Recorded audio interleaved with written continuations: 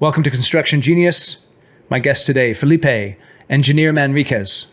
He is the Director of Lean at McCarthy Building Companies and is the host of the EBFC Show, a podcast for construction companies. And today we talk about strategic problem solving and specifically how you can lay a foundation of respect for people and the mindset of continuous improvement in order to deliver projects on budget, on time, with great safety.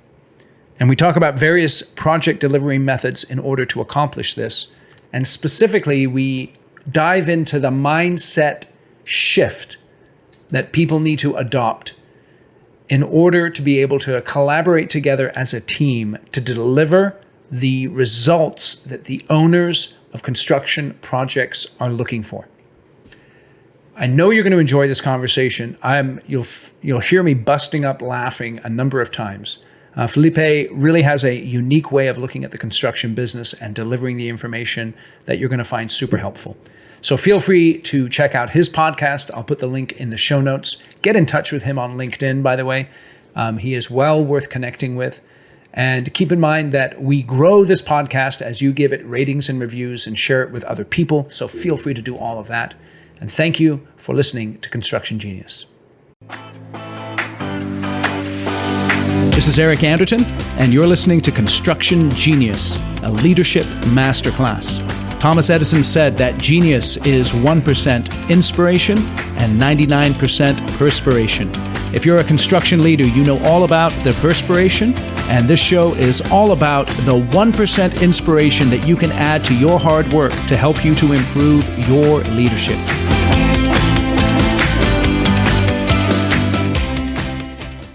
Felipe, well, welcome to Construction Genius. Thank you, Eric. It's nice to be here. Appreciate the opportunity to talk about some of my favorite subjects. That's Pull beautiful. it out of me.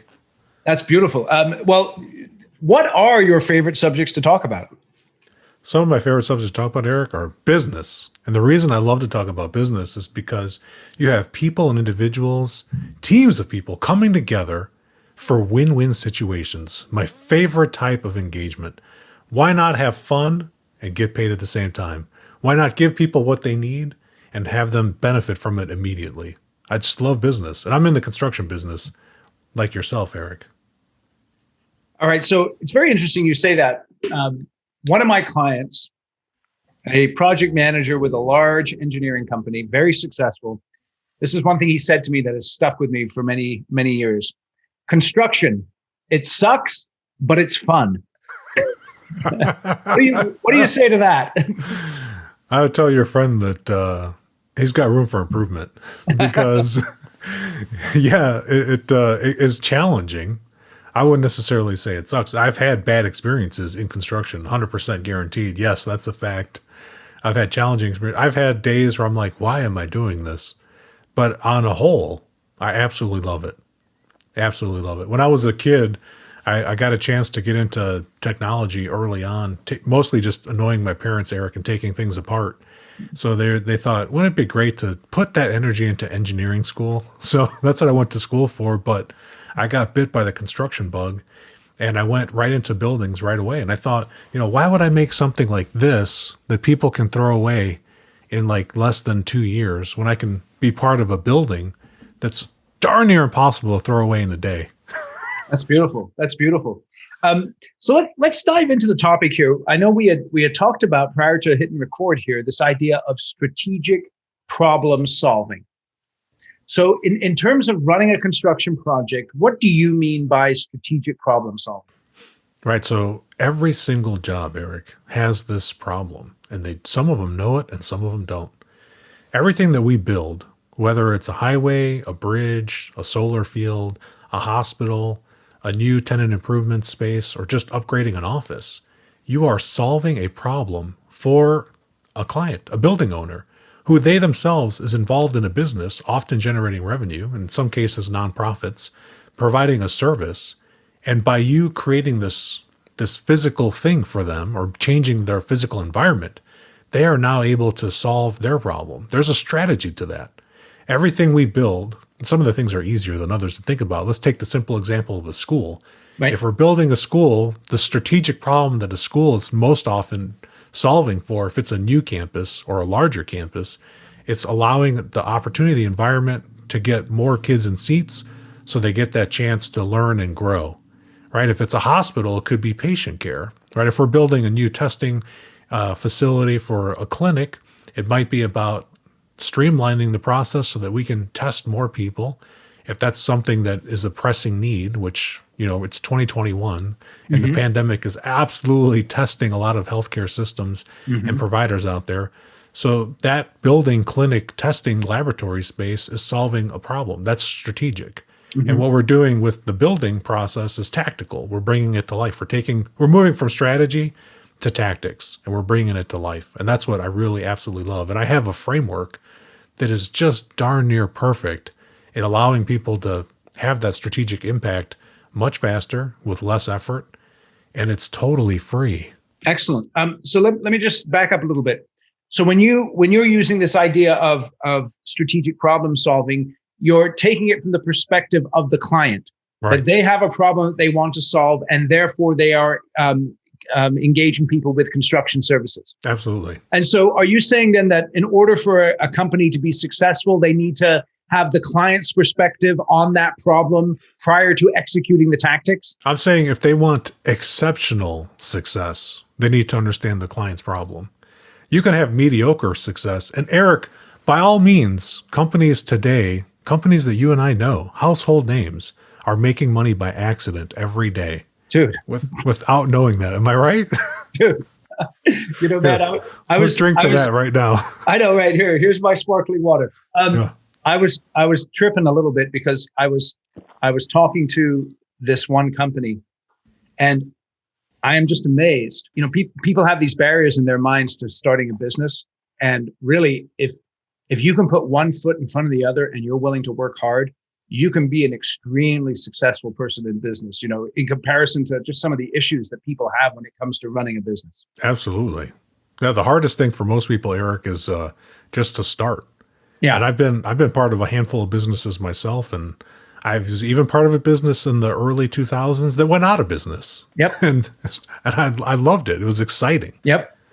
So tell me about this process that you have that you were just describing there. So the first thing you want to understand is that client's perspective. So let's break it down by a series of questions.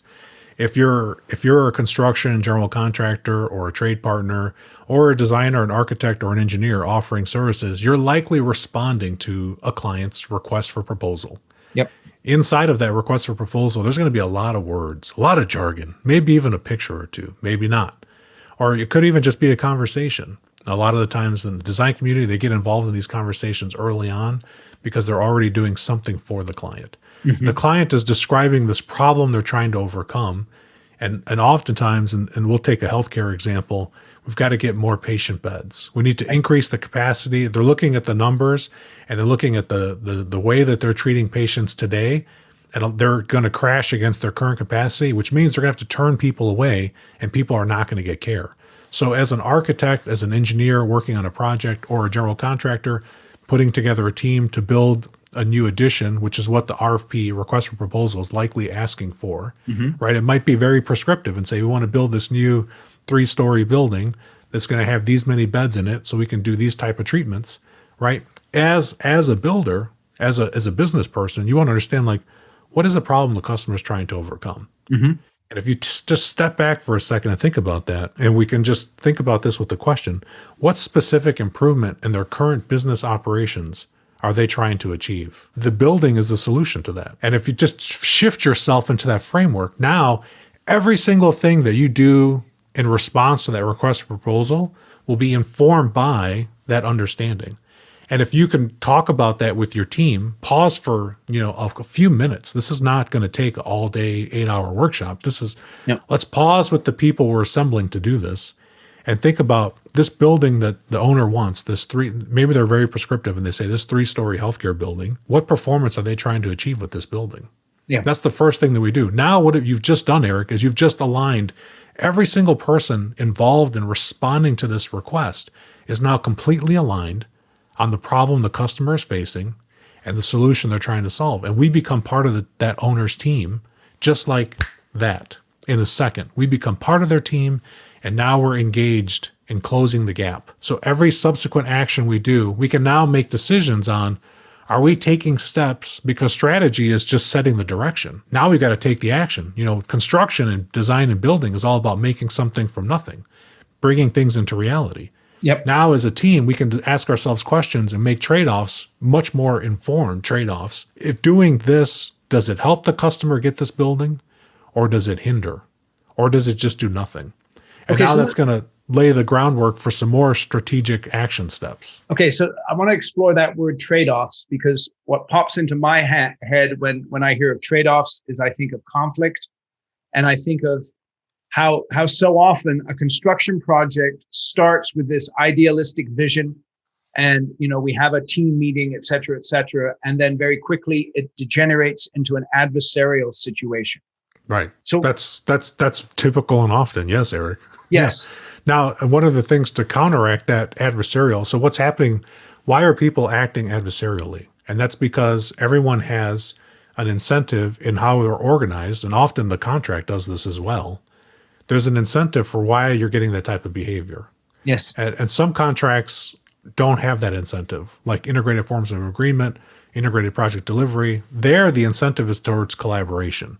Right. And and some either in progressive design build contracts will also have from the Design Build Institute of America, they'll have an exhibit or a one-page talking about intentional collaboration, right? They're trying to incentivize people to change what are the dynamics of how we're going to operate and play together.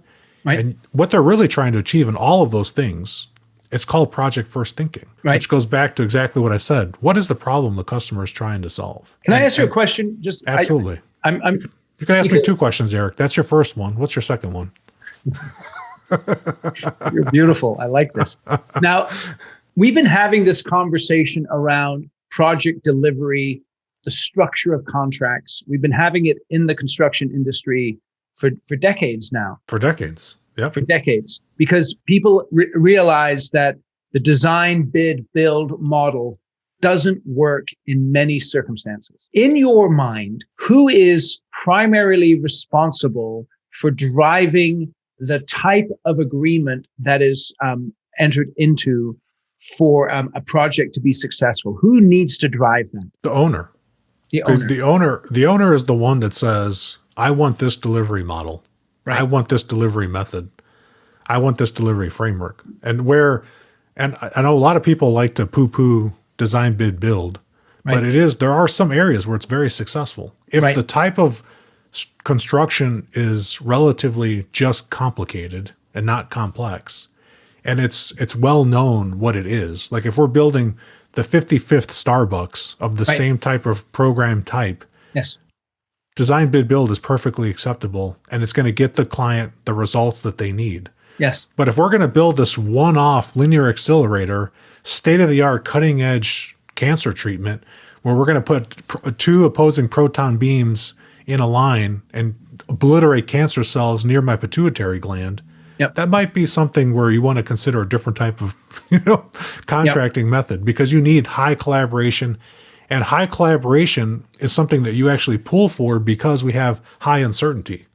So I would say where anywhere in construction where uncertainty goes higher, you need to have a more collaborative type of contract environment, or creating that with the client. And clients can even do that even if they don't change their contracting type. There's things that they can ask for when they're selecting the team, Eric, where they can go for high collaboration teams, even if they're still in a design, bid, build process. It's still within their control.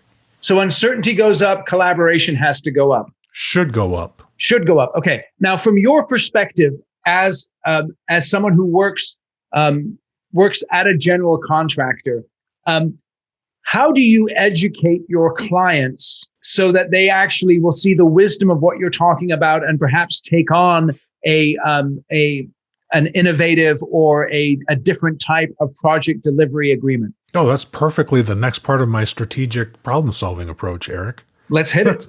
That's the very next step.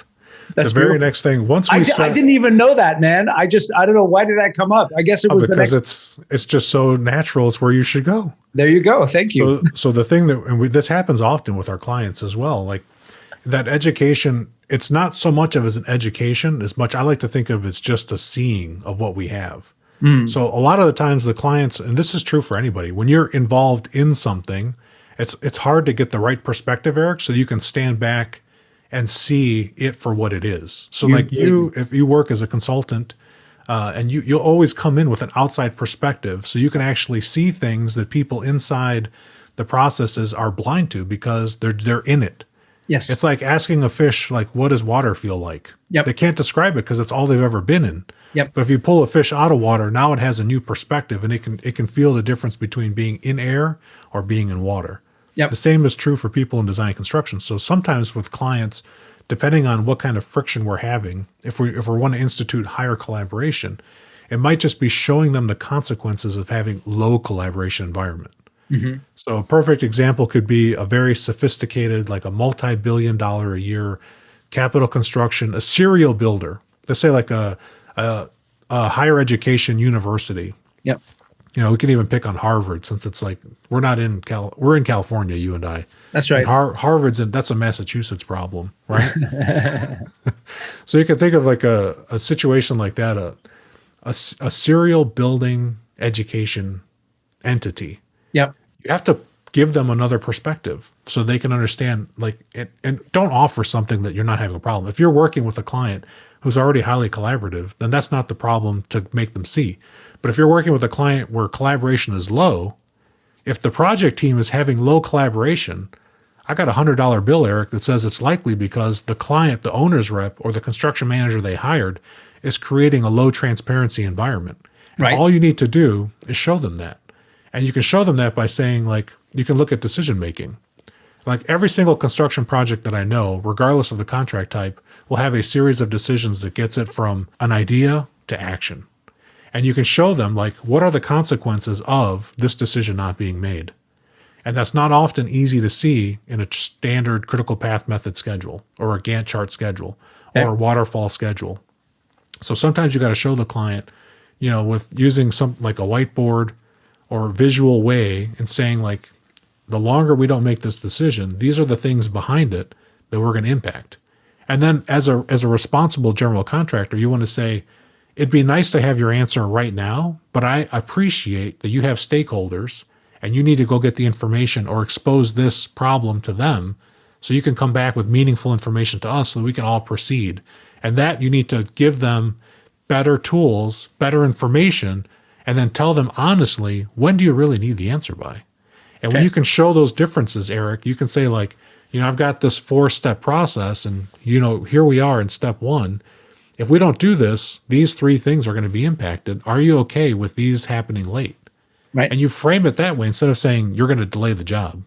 You just say, like, are you okay with this happening later? And if you are, this is what it's going to cost you. So it takes a little bit of work on our side to have that, let's see and make it visual. But once you do that, Eric, what you've done is you've moved into the current state, which Let me ask you a question. Go ahead. Just to go back a little bit, this idea of a responsible general contractor. So the way I look at this is that we're defining a game that we're going to play. Yes, I like that analogy. If you want to play the game, then these are the rules of the game. And if you don't want to play the game, that's fine, but then you won't be able to participate. Yeah. So as a responsible general contractor, and, you know, looking at your resume, you have worked and are working for, you know, what would be regarded as a responsible general contractor. At what point do you walk away from a project opportunity if you think the delivery method isn't what it should be? Oh, right at the beginning. Okay. We actually have a decision-making process in place in many of and we operate across the United States. Right. We have a go, no go. Yep. So we have a series of questions that we asked ourselves. We look at what is the type of work, who are the people on the team, including the design team as well. Yep. And then we also balance that against what is the current market. Like if it's something that's going to be, you know, heavy labor, and it's going to happen so that the heavy labor time is competing with all of the school construction in the summer. Yeah. We just know that we're not going to have the labor available to give them what they want the way they want it. So we either have a follow-up conversation with the client, if possible. It's not always possible, or we just pass. We call it a go, no go. Yep.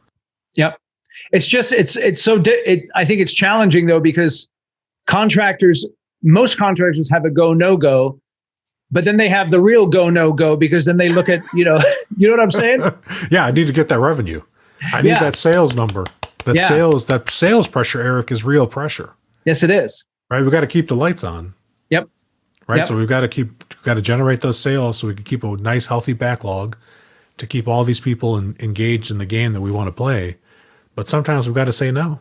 Yep. And we're not perfect at it, Eric. There have been times where we said yes and we should have said no. And sometimes we'll do things for a client, because it's a client that we're loyal to. Yes. And we might do it, for non-ideal profitability. Right. I'll just call it non-ideal profitability. Yeah. Some people might call it charity work. Right? we do charity separately from that, but we are a for-profit business, as most of the clients that we work for are as well. Yep. So non-ideal profitability, that's NIP. It tends to nip you in the butt, right? NIP. Yes, exactly. Okay. Here we go. Yeah, so let's keep going. Yeah, so that's the next step when you're doing strategic problem solving, is now engaging the partners on the strategy. You have to understand your current condition. What is this team's current capabilities? Not us, the company brand. I'm talking about these 6 people or these 24 people, or these 100 people, however many people you have. You have to quickly assess what is our current condition and how are we currently operating. So if you're on a project now and you're in flight, so you're already, shovels in the ground, you're building something, you're coming out of the ground already. Current condition, you can actually just look at some of the metrics, some key performance indicators, and you can just see, like, how are you doing? Take your temp. I just said this on a podcast recently. Just take your temperature. And it's like, healthy is 98.6 if you're a human being. If you're a child, it's actually slightly higher. And as you get older, it actually dips down just a hair, right? So take your current condition as your team, assess your team's health. How are we working? Are we delivering at a pace that's going to get us to what the client wants or needs? And if the answer is no, congratulations, you just found the key performance indicator that you need to explore further. Mm-hmm. Okay, excellent.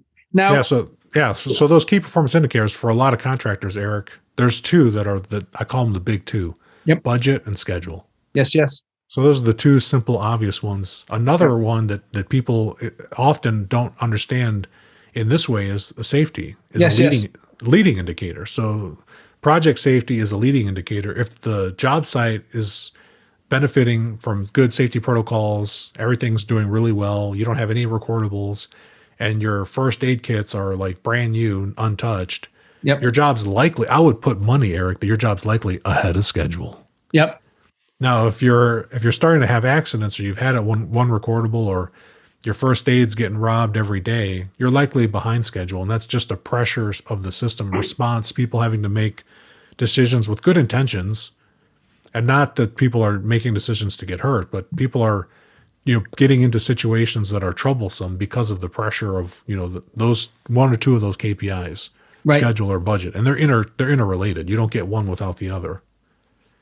How does the project delivery method impact the budget and the schedule? Well, that's a good question, Eric. So if it's let's go with the one that we don't advocate for first, design, bid, build. Okay. So if it's a lump sum contract, from a general contractor's perspective, all of the budgets are fixed at the time of contracting. Yes. So then, like, the goalposts are set, and we just track to hit that goalpost. We track progress down the field. And it's actually simple. It's quite simple.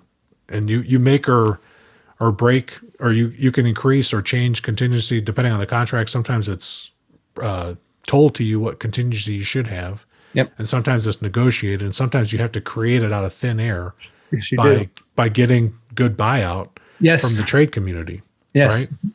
Yes. So that's the one that's the easiest. Now, in the other types of methods in an integrated project delivery, I'm going to put my profit at risk with the design team, who might also put their profit at risk with some key trade partners as well.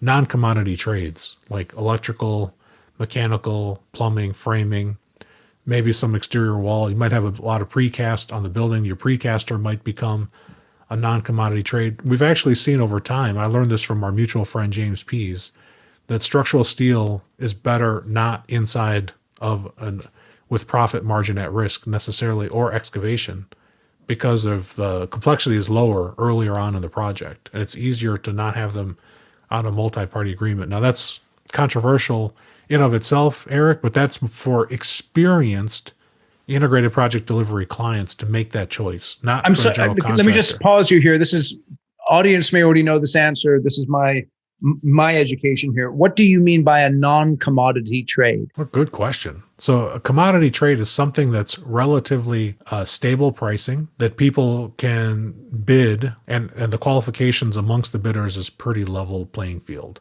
Example. For example would be like carpeting, Okay. flooring, Okay. Even tile work. Okay. Casework could also be considered a commodity unless it's specialty casework, and then then you get into some different high-end finishes.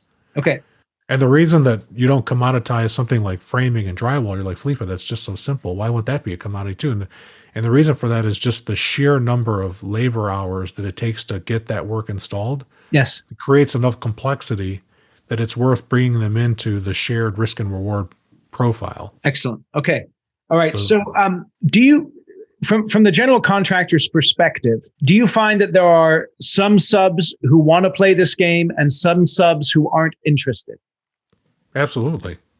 And I prefer to think of them, instead of subs, I like the word trade partner. Trade partners. Thank you. Because I've been in California long enough, Eric, that I've learned the difference. There is a difference between a sub and a trade partner. Yes. And a trade partner is somebody you partner with. And a lot of that has to do with just what's going on between your 2 ears. Yeah. Yeah. Right? Yep. But it's still very common across the world. Subcontractor is still very common. It's more common than trade partner. Yes, it is. And I think that it is difficult, and sometimes there's a mistrust that's based on factual, historical examples. Yep. If a subcontractor or a trade partner doesn't trust a general contractor, I bet you there's a really good reason why. So let me ask. I got to ask this now. Okay, so let's say I'm a GC, and I've spent most of my history. I'm doing design, bid, build, and yeah, I've made some money and et cetera, but it's a pain in the neck and it's adversarial and stuff like that. How do I begin to make that mindset shift? Just what you described there, from the subcontractor to the trade partner. How do I make that mindset shift in light of running all of my projects? Right. And that's like what I said at the beginning is, if you're going to get involved in this strategy and thinking and answering, what is the purpose of this thing we're getting together for? That's going to bring in this project first thinking mindset. Yeah. So if you're doing project first thinking mindset, now you're starting to think like we're all on this project team together, and the team goes from just your GC team, Eric, to now it's like the full team. Yeah. Because no general contractor that I know can do a turnkey building today. It's just too complicated and too complex. Right. There's too many specialty trades involved and needed that even a lot of GCs that self-perform multiple scopes of work still can't do it all. You got to bring other specialty people in. So just change that definition of who's on the team to include everybody that contributes to bringing this project to life. Project first thinking is the way to first make that shift, even if you're still doing design, bid, build. And like you said, Eric, you have experience, Eric, that it is very adversarial. And as people get older in life, eventually you get sick and tired and frustrated of fighting every single day. And it's just not worth it. Yep. And in a design, bid, build where it's incredibly adversarial, general contracting has become commoditized, and often the fees are at the 2% level. So for every dollar of revenue, you're only getting to keep 1 to 2%, 1 to 2 cents on the dollar. And that's no way to make a living. If you're only keeping 1% for all this energy you're expelling, you can't train your people. Right. You can't grow your people. You can't take risks with your business and go into new areas. You can't expand your market reach. All you can do is the same thing you've been doing. And unfortunately, the market changes. And the market changes on a dime. You either adapt and change or you won't be around for it. So go ahead, Eric. Yeah, let me ask you, in your experience, let's say we've defined the game we're going to play. We understand the problem that the client is looking to solve. We have a group of well-meaning trade partners, GCs, designers, clients. The whole team is well-meaning, and yet the project isn't delivered successfully. Why does that happen? That's a great question. And it often happens because of decision latency. So one of the things that we have in the project as we're building something, there's two things happening. There's two flows. There's a workflow that everyone can see, and then there's this invisible thing called an information flow.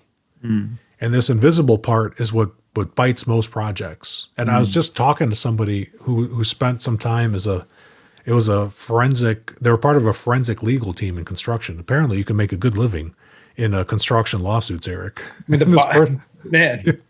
Makes me think of the yellow tape and the bodies and the bullets and all this kind of stuff, Exactly. This forensic claims consultant specialist.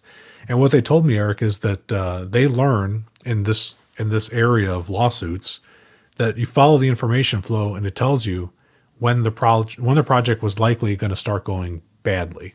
Right. There'll be some kind of warning sign. And they said 99% of the time, those warning signs show up or manifest in the daily reports written by foremen working in various different trades. Okay, so let's talk about this information flow a little bit more. What can I do as a part of the team, or what can we do as the team to ensure that information flow is happening in such a way that we avoid project failure? Right. So if your team is co-located, like everyone's working together, right, one of the first things you can do is create a more open environment. Right. Just because we're physically inside of four walls doesn't mean that we're actually collaborating. Okay. So you got to set some rules of engagement, right? This is like you keep saying this analogy of the game. Let's set up the game so that everyone succeeds. Okay. One of the things that we have to do is we have to let people know that it's okay to not send an email. It's preferred to talk to somebody face to face.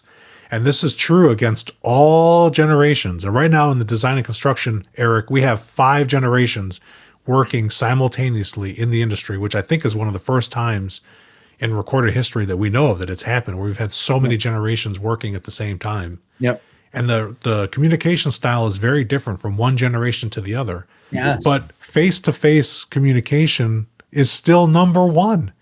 The human brain has the vast majority of what's set up in the brain architecture is suited toward recognizing faces, reading facial expressions, and communicating effectively. The most easiest way is facial expression. Right. Face-to-face trumps all other forms of communication. Right. So one of the first things you can do to ensure that you get a better communication flow is stand back and just look at, how is my team communicating? Do we have more people sending emails after 5 o'clock at night and carbon copying the world? Or do we have more impromptu, and I say impromptu just means non-planned meetings where people just are colliding. They're called, like designers will tell us in the comments like what the term is called, but I think they're called like fortuitous collisions or something. Where right. People have chance, they can bump into each other by chance, like at the lunchroom. I heard this from one of my guests on my show, the EBFC show, Tanya Gurjadagi, had said in their big room, they had designed their big room to put the kitchen in the center so that everybody had to collide. The kitchen being in the center of the space was a collision space by design. And they said it was very common to see somebody making a cup of coffee in the middle of the day and then you having this, oh, I need to ask that person this question, and then just go walking over to them and having a quick exchange while their coffee is being brewed, which takes seconds now. Thanks to the power of technology, you don't have to wait. And those types of chance collisions allow the information to flow exponentially faster and more richly, because in a real communication exchange, Eric, there's a receiver, there's a person sending, receiver, and then the person that sent can see instantly, did they get it? Like when you and I talk and I see you like do this, like, yes, I know that I'm onto something you want to talk more about. I'm like, okay, he's picking up the breadcrumbs I'm laying down. Mm-hmm. But every time you put your head down to take notes, I have to just guess, like, is he into it or is he just doodling? You know, no, I'm not doodling. I'm taking notes. I'm definitely taking notes. But Let me I ask. could tell that you're taking notes, right? And I Yeah, see a pen in your hand. So I yeah, mean, yeah, yeah, yeah, yeah. that's the power. If we were doing this over email, there'd be a back and forth, and eventually, something would take you away, and you'd become distracted. So this is so fascinating because it really addresses a number of different issues here. I want to talk about how this idea of project delivery and this idea of communication, it it gives people from different generations opportunities to contribute their insights, because you, on the one hand, you have this implementation of new technology and new information management systems, but on Right. the other hand, you have this idea that old school face-to-face communication is something that is not only not going to be replaced, but is absolutely essential. It's essential. It's not going away. Yeah, Evolution on our part is so drastically slow. We can't even tell it's happening. right. So right now we know there's a overwhelming body of evidence for how we communicate well. I mean, even from the point of babies, if you want your baby to talk faster, all you have to do is look at it more, he or she, your baby, and just talk more to your baby. That's how children learn to speak quicker Yep. versus children. There've been many studies on this. Children that are even just making a small decision on how to hold your baby when you're out in the world. Like, the natural human thing is that you hold them so that they face you. Yep. So they can see your face. That's what we're geared towards. And that doesn't go away just because you work in the construction industry. Yeah, yeah. And it's interesting because I think there's another layer to this that is so hindered by the current COVID stuff. So I'm a project manager and I'm talking to a superintendent about an issue, and right beside me is a project engineer who's maybe not saying anything, but is soaking everything in, not just the information, Right. but the body language and how to handle this particular challenge. Exactly. It's critical. Yeah, and it can be learned, and you can get better at it with practice. And it doesn't matter if you're an introvert or an extrovert. Yeah. If you're an introvert, you're likely going to want to prefer one-on-one over a large group, Right. right? But you still will prefer face-to-face, because as the person sending the message, you want to see, did the receiver get it? And you need to know that so that you can pick your next things of what you're going to say next and what you're going to do next. So let's just explore the information flow a little bit more. Sure. So you've got this idea of the fortuitous collisions, but then you have the pushback that it seems, well, then I don't get anything done, right? Because Right. I'm always in meetings and people are always saying, no, I need to get stuff done. How do you handle those kinds of objections? Right. So the way I do it is I just ask people, if you're attending all of these meetings, and some people, Eric, some people, believe it or not, think that going to a lot of meetings makes them important. Right. And they feel important being invited to meetings. And if, as a human being, you're like, there's a meeting going on and I'm not invited. Yep. What are they saying in there? Yep. And you About want to me. be, right. You want to be in that meeting because just in case. So like I said at the beginning, like, I love your analogy of the game. Setting up the rules of engagement at the beginning, let's outline, what do we want, right? So do we have a standard on meetings? A policy can be written or non-written. And if you're working with a team, Eric, that's in a lot of meetings, there's an unwritten policy that says being in meetings is good. And that Right. unwritten policy is crushing people's productivity.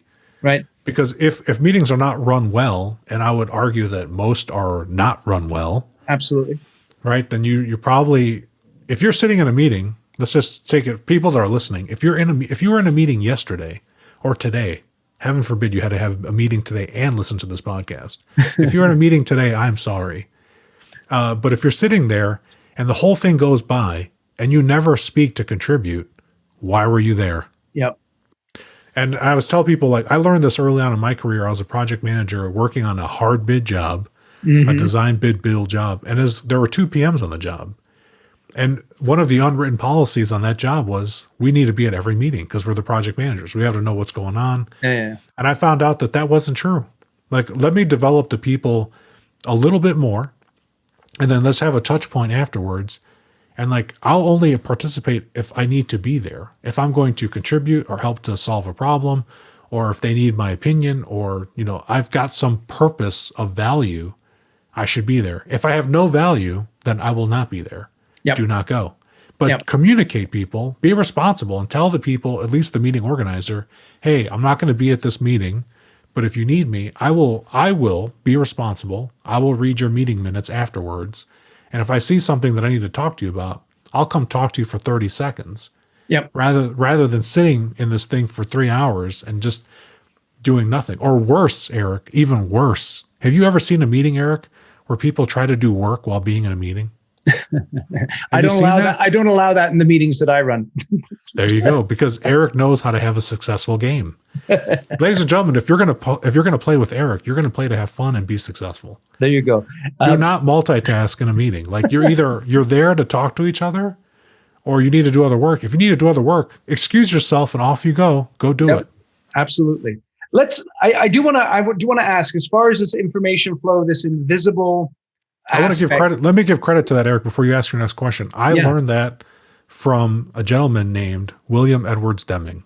Yes. Or Dr. Deming, as some people knew him. And William Edwards Deming was made famous. He was one of the people that General MacArthur took back to Japan after World War II to help rebuild the Japanese economy.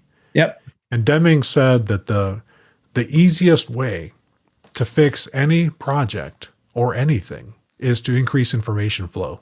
Yes. So I completely stole that from Deming. We're standing on the shoulders of giants here. I love you, Ed. If you're out there in the ether listening to this, Ed, I've absolutely benefited from all of the things that you've taught every single day, my entire career. So thank you. What else do we need to say about information flow that we haven't said already? The other thing, we haven't mentioned Toyota once, Eric. Let's mention Toyota one time. Let's do it. Toyota is by far one of my favorite companies in the whole wide world for lots of reasons. And one of the things that they have is they've made their philosophy and their approach public. Right. And I think it was like in the early 2000s, and there have been many books and studies about them, but you might have heard of the Toyota production system. Yep. And in the Toyota production system, principle number 7 is about information management. Mm-hmm. And information management, for someone at Toyota, you want to have processes and visual management, visual cues to make problems visible so that people can solve them. So it's a good thing to have problems. You want to make them visible and solve them. And the culture, unwritten policy there is not having problems is a problem. Mm. So it's a different approach where sometimes in Western management, problems are something that you want to quickly deal with and sweep under the rug as fast as possible. Yeah. Problems are not good. And they're not welcomed. And you know that they're not welcomed if someone says to you, as you're explaining a problem to them, don't bring me problems, bring me solutions. Mm. That's a sign that problems are not okay in the culture where you are in your project team. Yep. I call that the shut up culture. Just shut up. Yeah. Don't tell me the problems. I don't need to know the problems, right? So they celebrate problems. So using visual management is a way to make problems visible so that you can solve the problems. What does that mean? What do you mean by visual management? So making things visible, like for example, some highly collaborative projects, I've actually seen this, Eric, in the wild. I went to a project, it was a large healthcare project, and they had the budget, the owner's budget, on the whiteboard in the conference room for everybody to see. Even the guy just setting, carpet could see the budget for the whole project. And people on that team said, I asked some of the trade partners about that. They said, never in my 20 plus years have I ever seen what the owner's budget was until now. That's high transparency. So everybody, and it clicks people into, because you know what your contract's worth, or you know what your scope of work is worth, or you know how many people are on your team doing your part of the work, and you can see yourself inside of that number. All right, so that's a way to make it visual. But then there's the pushback against that transparency. Does that go back to our earlier discussion about picking the people who you want to play the game with? Absolutely. Like the people that you've been selecting, that's the people you want to play with. You only get what you want. You don't get the opposite.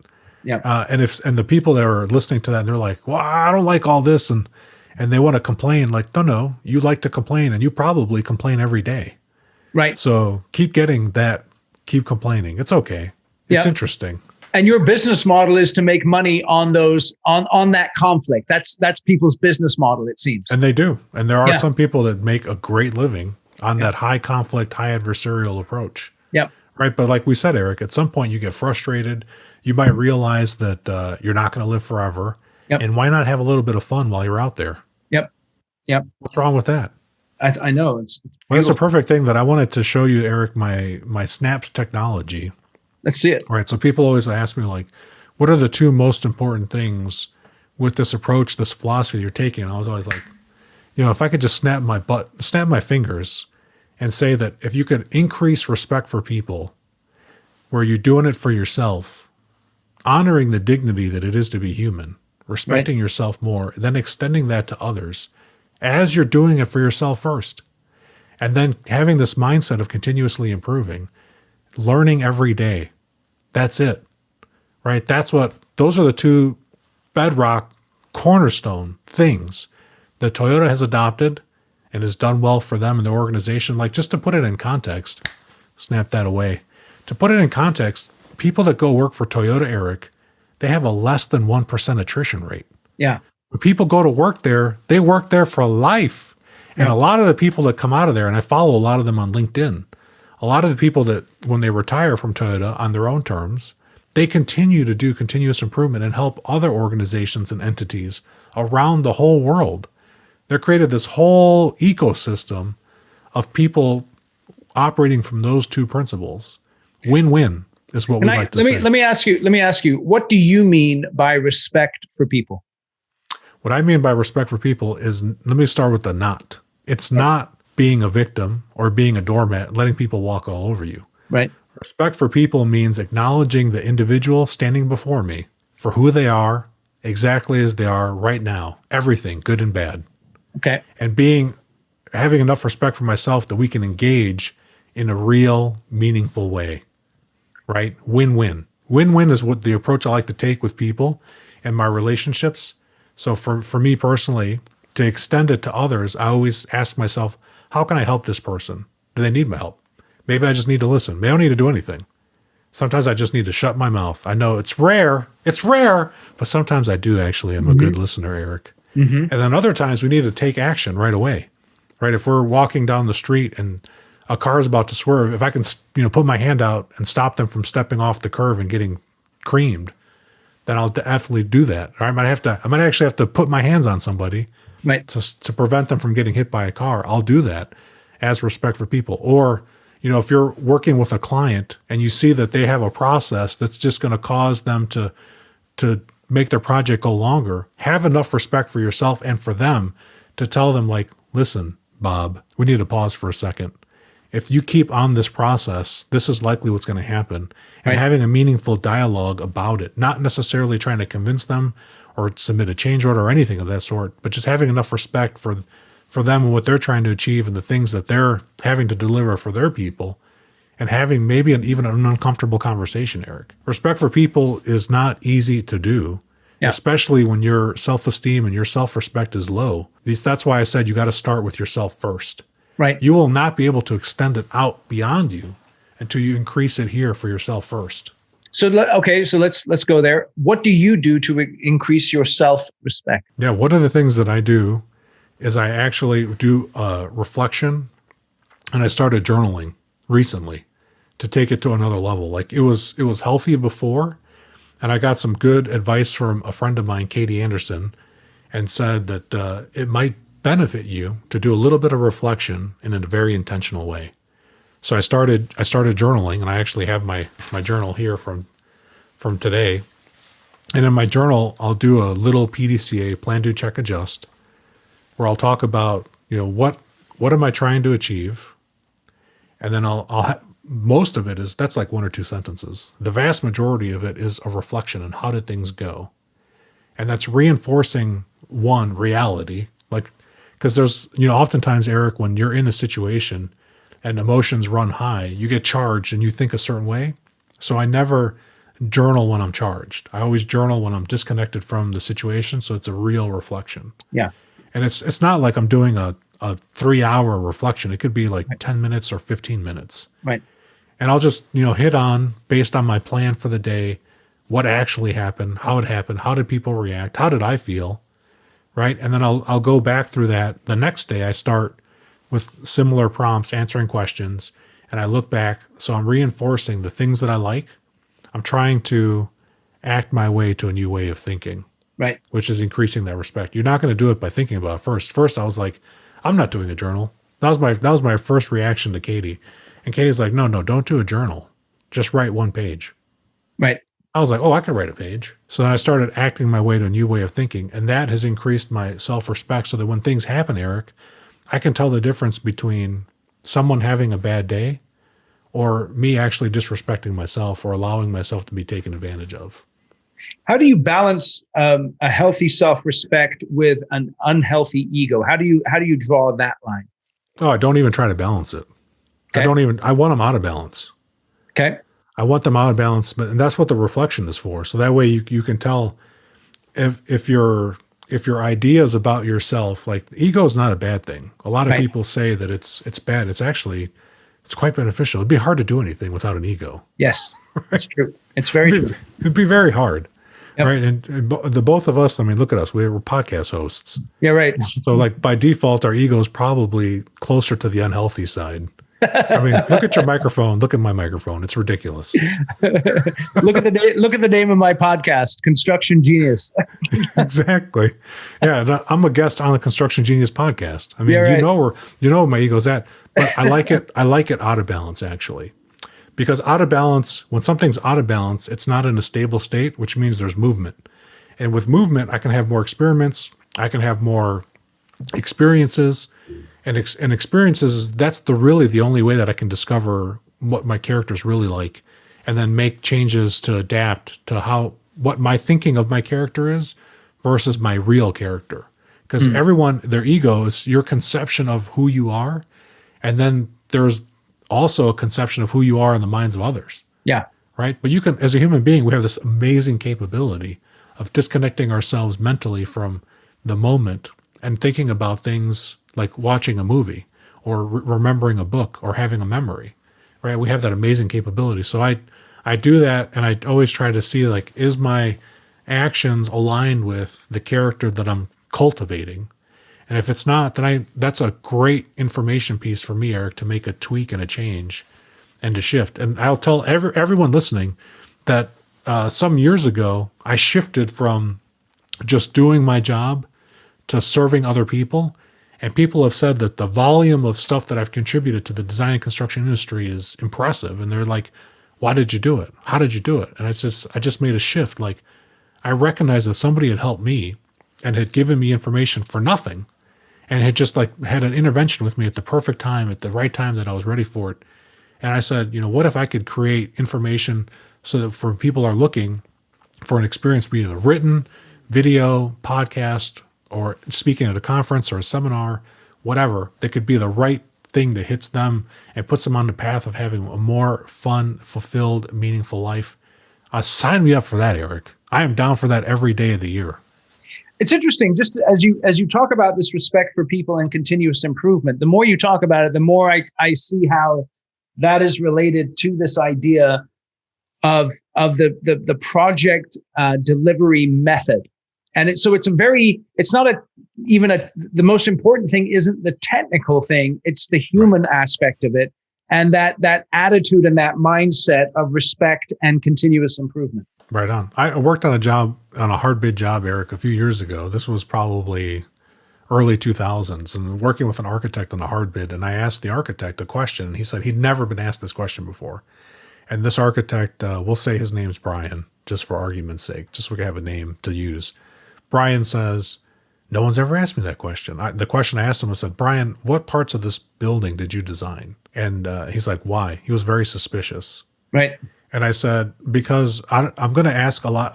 This is a hard bid job. So there's gaps in the design.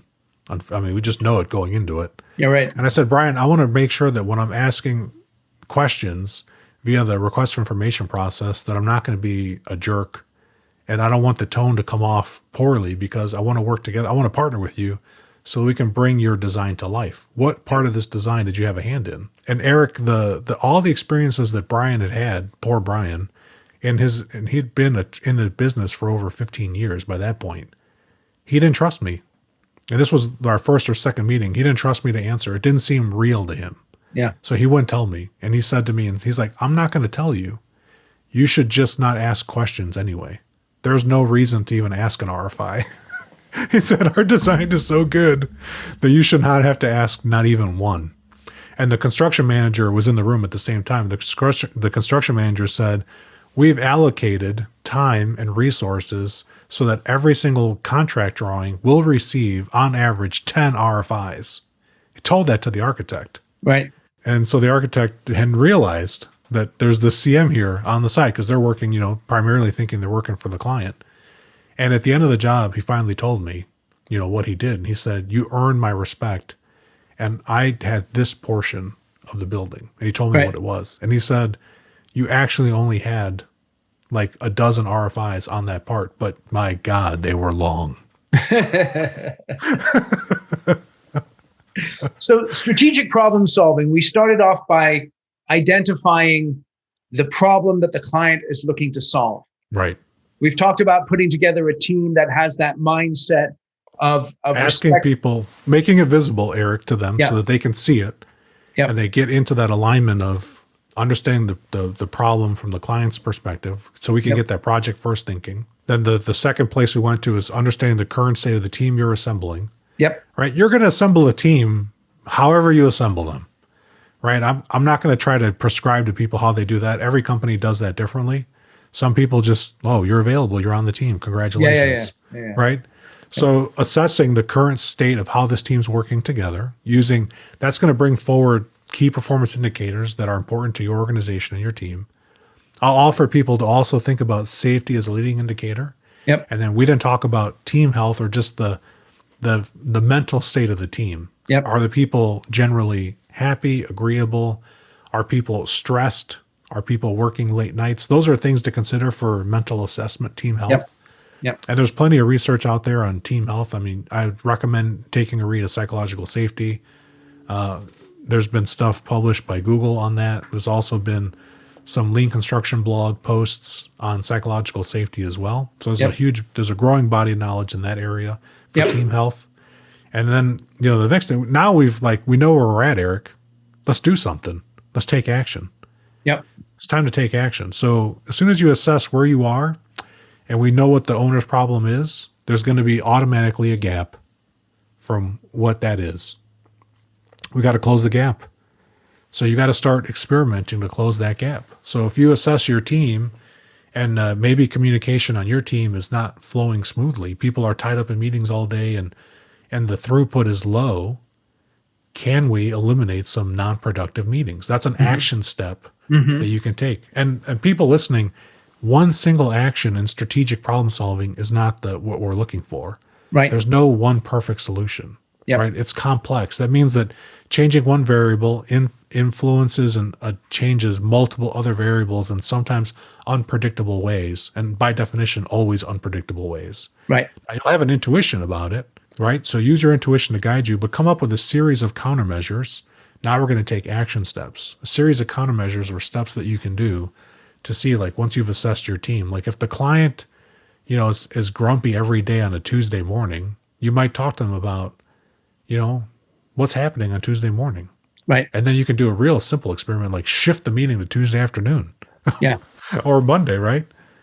Because that client really, like you were talking about the project engineer or the PM, yourself and the superintendent having a conversation, the whole project team is like that PE in that situation, Eric. It's fractal. If the client has a bad day, snowballs roll downhill, as they say in the Nordic countries. Yes, they do. You get hit by an avalanche of snow. If the core team is having a problem, it creates stress for everybody else. Let me ask you, how close do you think we are in the industry to a fundamental shift in the approach? Because again, we've been talking about it for decades. People are beginning to try it out, but that paradigm hasn't fully shifted. Will it ever fully shift? How close are we to that? Oh, a prediction question. So disclaimer, this is just Felipe's opinion, but I am on the Construction Genius podcast, so I might know something about this. Right on. So Eric, 2019, I would say the shift is already happening. Okay. It's happening right now. 2019, I was at a conference, Design Build Institute of America, Napa, beautiful Napa in California. There you go. Glasses of wine, Eric, they were this big. I'm sure they were. This is how big they were. And this is how I know it shifted. I'm getting choked up just thinking about it. At this conference, I heard a statistic that was interesting, which I will share. But then I saw behavior that told me that that statistic is going to get even bigger than what they shared. They told us the Design Build Institute of America, Western region, this is west of the Rocky Mountains, California, Arizona. I think Arizona is west of the Rocky Mountains. Yeah, pretty sure. Yeah. Thank you, Eric, for confirming that. Right on. And other states up through, northern Washington, Oregon, so on, and Utah, Idaho. Yeah, you get the picture. Yep. What they said was they looked at demand inside for their services, their credentialed people, and they do a survey, and they said that in 2018, roughly 40% of all of the contracts that were design build were shifting towards progressive design build. And that the numbers that they had by 2018 was that it was already half, and they showed a trend line. It was exponential moving up and to the right. And they said that the industry is shifting from design build to progressive design build, which you and I talked about. Progressive design build means that you have a high intentional collaboration, right? Yep. So, and where is that coming from? Is that coming from, would a general contractor invest in becoming design build trained unless the client saw the benefit and it benefited the client? Yeah. It benefits the client. So that's why so many professionals do that and take on those types of methods. And the clients are selecting from their options, off the menu. They're picking design build and progressive design build more than traditional design bid build. Yep. So it's already here. And then what I saw that makes me think it's going to happen faster than even that. So at this conference, and Eric, I've been to quite a few conferences. You've been to a construction conference before, right? Yep. What I saw, Eric, that told me that it's blowing up right now. I saw architects. I'm talking about even black cape architects with full black turtlenecks and the special little hats. I don't even know what the hats are called. Right. I saw them catering to and pandering toward, not pandering. Pandering is not a good word. I saw them soliciting conversations with general contractors. No way. Yes. No way. They deigned to have the conversation, huh? I saw at least 7 different architects, men and women, buying general contractors drinks. No way. Yes way. And I said, I turned to one of my general contractor friends and I said, how many glasses of wine have I had? Because am I seeing this right? So what we're saying here is it's not only the flow of information that shows a change, but it's the flow of alcohol and which direction it's going that shows the change. And then I talked to an architect that had recently renovated the office that we were in. And the architect said to me, if there's anything that we can do to help you, let us know. Here's my card. And I was like, wow, that's a shift. That's a shift, Eric, because before, like you'd said, the stereotype is that it's adversarial. So let me go back to this fictitious Brian that I talked about. Right. I asked Brian, the job was over and the building actually won an award for them later. And I asked Brian at the awards event, I said, what did you learn about general contractors, like as you were coming up, like to make you be so distrusting of me when you first met me, right, without even knowing who I was? And he said, my first architecture class, my professor said, architects are the first line of defense or the last line of defense that protects an owner from being robbed blind by general contractors. Yep. And it's our job to protect the client. Yep. And we're the professionals that keep them from getting mistreated and stolen from. And I said, wow, that's really harsh. Like I didn't learn any of that in engineering school. Right. That's interesting. I was like, we were so busy with problems that we didn't even think about architects. That's so interesting. And I've had many people have told me, Eric, that they've heard similar stories from other architects. Yep. This is just something in school that it's out there and common. It's very common. Like, so if you're listening, construction geniuses, ask an architect who's a friend of yours, or maybe just not even a friend, just an acquaintance. What did they learn about general contractors in school? Or what do they think about general contractors? Yep. And that'll say a lot to how we get treated in the industry. And I know, Eric, no one's going to feel sorry for GCs. So no one's feeling sorry. No, that's true. So would you say then that the fact that the architects you're, anecdotally bringing out that they're more open to this process, they're more open to building relationships with GCs, that again is being driven by the owners and by what they're saying? Absolutely. That's being driven by the owners. So a lot of the owners, like I said, the serial builders, they set the tone for the whole industry. Right. You know, a one-off owner that builds once every decade is not going to be a trendsetter. But if you have a client that's doing serial construction every year, year in and year out, Yep. they're doing more to create the environment that we play in than the people that just do the one-offs. Yeah. And they learned, Eric, like a lot of you and I have mutual friends that work at very large institutions. Yep. And they can look at their portfolio and say, like, of all these, 10, 15, 20, 30 jobs we're doing, are we getting the result that we need to keep our business afloat? Yes. And they came to this conclusion a long time ago and said, no, we're not getting the results we need. We got to shift. Yep. And lean construction is one of the things that a lot of them have leaned towards, pun intended. Yep. And then some of these partnering type of contracts have been the other thing that they've gone to, but not have gotten like consistent results. Yep. So then some more progressive ones have gone towards like progressive design build or integrated partnering agreements or even IPD light. Yep. Where they at least have an addendum to the contract that says that we will intentionally partner. Right. Right. So I think the shift is happening with people realizing that the world has gotten complex enough that you got to make a change. Excellent. So as we wrap up here, final takeaways. I'm a general contractor or I'm a trade partner listening to the show. What are 3 pieces of advice that you would leave someone with as they want to make this journey towards a more collaborative project delivery method? Number 1, be curious. Mm-hmm. That's going to get you there. You got to be curious. That's the most important thing. If you think that you don't need to learn this stuff that Eric and I are talking about, I'd pull your Apple podcast card. You're probably not even listening to podcasts. Because if you're listening to podcasts or watching this on YouTube, you probably already like to learn. So fuel that curiosity and keep learning. That's number 1. Mm-hmm. The second thing, phone a friend. There is a lot of information out there. Talk to somebody that's got some experience so that they can assess where you are right now. Call Eric. Eric got a lot of experience in this. You can contact me as well. And that's a great point, Eric. Like, how would people contact me? Why not contact me here? There you go. Right? My favorite way to engage with people is LinkedIn. So send me a message on LinkedIn or, subscribe to my podcast or leave a comment. Talk to somebody that's got some experience in this area and they can kind of guide you to some more meaningful resources. The Design Build Institute of America has a lot of free stuff on their site, leanconstructioninstitute.org. Leanconstruction.org has a lot. The Lean Construction blog also has a lot. The Lean Builder blog has a lot. Eric, you've written for Lean IPD as well. If you got a couple articles there. Lean IPD website, 100%.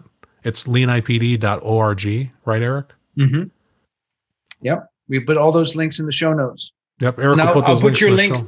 Yeah, well, I'll put the link to your LinkedIn profile there in the show notes as well. Perfect. That's my best way. So that's the second thing. Talk to somebody with some experience because they can get you to better, more meaningful things faster. And then the final thing is, you might want to do an experiment. Mm-hmm. Try it. I'd say the third thing is like all this information without any kind of action is wasteful. Right. Try something. We've mentioned a couple of things on improving communication. I had an executive once tell me that every bad job, communication's a problem. Yes, sir. And I said, great. Now that you know what it is, what are you going to do about it? Yep. What can we do? What can we do together, partner? Yep. So that we can prevent that from happening. So if you're on a job right now, try an experiment. Try something. Yep. Do a safe to fail experiment, to be more specific. Yep. Safe to fail. Go small enough that if it blows up in your face, nobody gets hurt and you don't cost your company a lot of money. Yeah. And then build on those little safe to fail experiments more and more and more until you get onto the Construction Genius podcast with Eric. So I think this is fundamental here is that, we hear these phrases like IPD or lean or stuff. And sometimes guys are like, forget that, dude. I just want to make some money and get moving. And I think it's important to emphasize that we're not saying, here, take this magic pill and all of a sudden everything will change. Right. But that last idea there of doing an experiment and trying it out and finding people that you can collaborate with on the journey is fundamental. Fundamental. Excellent. Felipe, I really, really appreciate your time. This was a lot of fun. I got a lot out of this conversation. I want to make sure that all of those links are in the show notes so that people can get hold of you, particularly on LinkedIn. And let me just ask you one question. I did not prep you for this, so I hope you're ready. We'll find out. Give me your favorite restaurant recommendation. You're in Greater Sacramento, right? That's right. What's your favorite place to go out to eat? My favorite place to go to eat. Oh my God. Right now with the pandemic, it's Jamba Juice. Jamba Juice. It's right now because the Jamba Juice is the easiest, cleanest way for me to get that wheatgrass. Get that wheatgrass. I like that. You got to get that wheatgrass. Got to get your greens in every day. And, health is something, Eric, I don't know if it's just all the COVID news, but I've just shifted my thinking from, what kind of stuff to eat. So, shop local. If you can find, for me, the local place to get my wheatgrass on is the local Jamba Juice here in town. But, for everybody else thinking I was going to have something brilliant, I just blame COVID for why that's my answer right now. We'll take the Jamba Juice. Really appreciate you coming on today. Thanks very much. Thank you, Eric. All right. Today's episode was brought to you by the Construction Conclave. If you as a construction leader would like to develop your skills and get involved in a community of like-minded construction professionals who are focused on building healthy teams, profitable projects, and long-term successful businesses, then the Construction Conclave is for you. It's a private, invitation-only group of construction leaders that are focused on developing their leadership skills. We do training every single month online that looks at how to become a better leader in a very practical, straightforward way. We also have other events that build community and camaraderie so that you can associate with others who are interested in developing their skills as leaders. If you'd like more information and to see if you qualify for participating in the conclave, feel free to reach out to me, eric@ericanderton.com.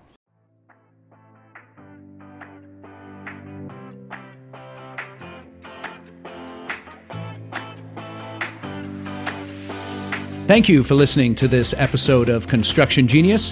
Hope you found that 1% of inspiration to help you in the next few days. If you like the show, please give us a 5-star review on iTunes, share it with other construction leaders who you think would benefit, and thanks again for listening.